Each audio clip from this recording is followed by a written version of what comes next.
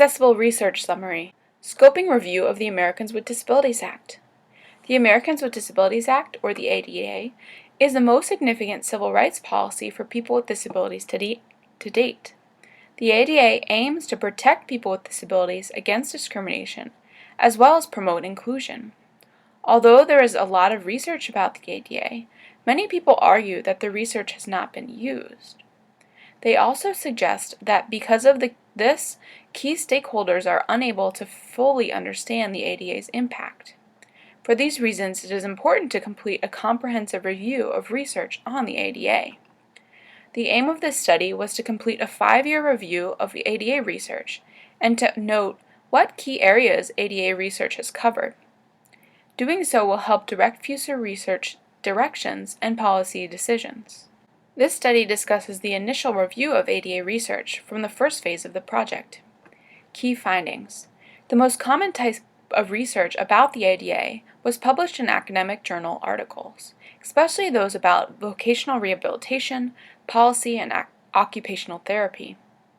The main stakeholders in research were business employers, education, families and advocates, government or policymakers, industry-specific, people with disabilities, people without disabilities, and practitioners and service providers.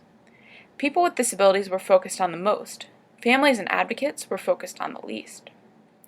There were 16 main research topics: accessibility, compliance, and design, ADA's interaction with other policies, child care, community or independent living, criminal justice system, definition of disability, education, emergency preparedness and response, employment, health and healthcare, history and historical process, media coverage and public perception, philosophical underpinning, policy implementation and process, self-advocacy and empowerment, transportation, and voting.